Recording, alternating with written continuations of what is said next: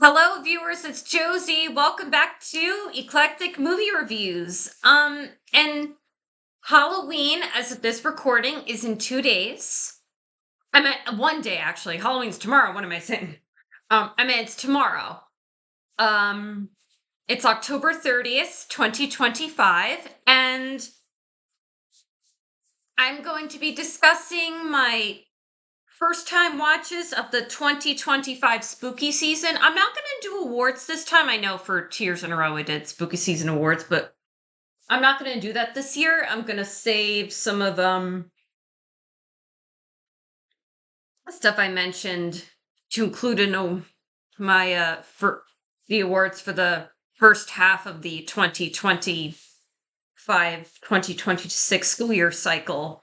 Um um for later when I do like around the holiday time. So the first film I'm going to discuss is Burn Witch Burn, also known as Night of the Eagle, from 1962, directed by Sidney Hayers. This is based on the 1943 novel Conjure Wife by Fritz Leiber. So, psychology professor Norman Taylor, played by Peter Wingard, comes to the realization that his wife, Pansy, played by Janet Blair, is a witch. The natural cynical skeptic that he is, Norman attempts to persuade Tansy into abandoning her magic practices. However, Tansy pushes back on that idea as she believes that there are those who are out to get Norman. After Norman gets rid of Tansy's witchcraft materials, it turns out that she was pretty justified in that concern. This was quite a progressive film for the time, with how it examined gender dynamics, particularly the common assumption of women being more intuitive, whereas men are more driven by logic and reason. The film also explores how men in power are often intimidated by strong, intelligent women. I highly recommend this one. Burn Witch Burn, aka Night of the Eagle, is currently available to watch on Amazon Prime. And there's also a really nice Blu-ray that I rented. That was how I watched it. Next up is I'm reviewing two movies in one. Chinese Ghost Story 1 and 2, 1987 and 1991, respectively, directed by Ching Siu Chung. I don't know if I'm pronouncing that name correctly or not, but I reviewed The Enchanting Shadow last Halloween season, and A Chinese Ghost Story is based on the same source material that film is, which is a short story from writer Hu Songling's collection Strange Stories from a Chinese Studio. Ning Choi Song, played by Leslie Cheung, the amazing Leslie Cheung, is a tax collect. Rest in peace to Leslie Cheung, who sadly took his own life a while ago. I don't remember the year, but really amazing, fantastic actor. So he plays a tax collector on a business trip, and he takes shelter at the mysterious Lan Rao Temple, where he encounters a Taoist swordsman cautions him about ghosts in the temple. And then Leslie Cheung meets a gorgeous maiden played by Joey Wang. Romance ensues. Joey Wang's character is sadly held bondage by a malevolent tree demon that feeds upon people's core essence, aka yang energy. These two films have a little bit of everything. Action, gorgeous scenery, frights, laughs, and beautiful romance. This is a great option as a spooky season watch for those who do not like to really get scared. The horror elements in this I would describe as action set pieces with practical goofy goblin puppetry. It's kind of like the Evil Dead in a way. or like early Peter Jackson. While the demons are involved in the narrative, I'd say the themes are more esoteric in the vein of a fairy tale adventure than something like The Exorcist. Chinese Ghost Story it's also a hero's journey for both our romantic leads. Although Leslie Chung's character wants to save Joey Wang's character, she's not a damsel in distress. In fact, she's a badass fighter. What's interesting about the second one is that two new characters are introduced, played by Jackie Chung and Michelle Reese. And these are great additions, making the film a fun action team-up movie. Chinese Ghost Story 1 and 2 are both available to watch on Tubi, and as of now, they're also both on the Criterion Channel, which is how I watch them. Yeah, really, I highly recommend both of those. And then next up is Paper House from 1988, directed by Bernard Rose, who directed the 1992 Candyman. This is a dark British horror fantasy based on a novel called Marianne Dreams by Catherine Storr.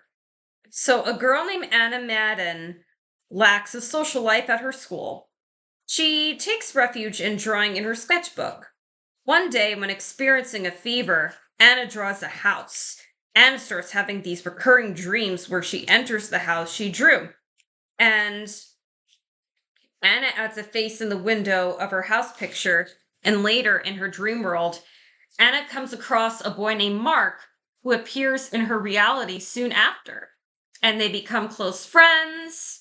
And in her sketchbook, she draws her out of the picture father. And in Anna's dream world, this father figure sketch is a monster out to hunt her and Mark. And it was a good thing I watched this in the morning, because this movie is quite frightening. And what makes it scary is that the stakes are raised higher for Anna and Mark than they are for kids in most movies. That's a testament to how the film really makes you care for Anna and want health and happiness for her. The set design is incredible. While there's a sense of wonder, what makes it stand out visually is how eerily macabre it is. Had it been cute and colorful, it would not have been as interesting. Vibe-wise, I would say it's like a Roald Dahl novel with the cinematic touches of Guillermo del Toro, Tim Burton, David Lynch, and even a bit of Ari Aster. And the narrative becomes an emotional roller coaster. I teared up at the end. It's a bittersweet story that explores accepting the inevitability of death. And it does so in a blunt manner that's also digestible. I'd say the age to show this, if you have children, is between 11 and 12. And like Bernard Rose accomplishes the difficult task of of um of balancing the haunting and the touching. And I think that's a testament to the screenplay as well. Yeah. Paper House is excellent. It's truly one of the best directorial debuts I've ever seen. This was the first feature he did. This was before Candyman, obviously.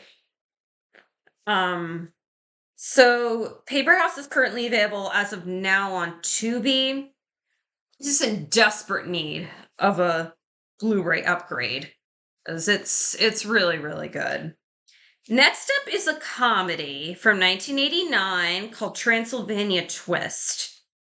So this is directed by Jim Wynorski, who directed Chopping Mall. Brian Sauer talked about, and Elra Kane, they talked about this film on the Horror All-Nighter episode on the Pure Cinema podcast. That's how I found out about it. So in this spoof, Dexter Ward, played by Steve Altman, is sent on a mission to retrieve the 200-year-old Book of Ulthar from Count Orlok.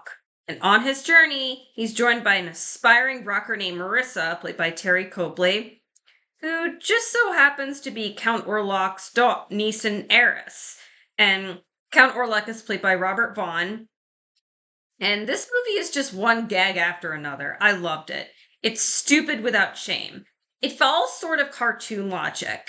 The easy comparison is to Mel Brooks and Abrams Zucker spoofs. But beyond being a spoof, it sort of operates as a social class comedy with Marissa wanting justice as the heiress to her vampire uncle's estate. Transylvania Twist is a total blast. It's available to watch on YouTube. This is I hope this gets a Blu-ray. It's awesome. It's good hidden gem comedy. And so and last but not least, we have Vampire Hunter D from 1985, directed by Toyo Ashida. In a bleak post-nuclear Holocaust supernatural-led future, an orphan girl named Doris Lang is abused and bitten by vampire lord Count Magnus Lee. He wants to make Doris his wife. Obviously, she does not want this. Doris later meets a vampire hunter who happens to be half vampire himself, named D. She tasks him with protecting her from Count Magnus Lee and stopping her from turning into a vampire. This movie kicks ass. What's interesting about the character of D is that he's quite reserved. He comes across as a very serious, gentle giant in a way. Doris is not depicted as a total damsel. While she's victimized, Doris is a resilient survivor. She's also supportive and protective of her brother Dan. The two of them continue to survive the best way that they can, even the most dire of apocalyptic circumstances. Being the titular vampire hunter that he is, D may have come across Vampire Lee on his vampire Count Magnus Lee on his own by himself, but nevertheless, Doris demonstrates agency by hiring D in the first place. The animation in this movie is a mix of gothic fairy tale and cyberpunk. The fighting in this movie plays out less like a superhero cartoon and more like a western. And also in Vampire Hunter D Bloodlust 2, which I watched last night, and which was also really, really great. The creature design is really, really phenomenal. I think both films, but more so the first one plays out like a western, and because we've got a drifter hero who comes from a traumatic past, and he comes into town for a mission and leaves at the end of the day.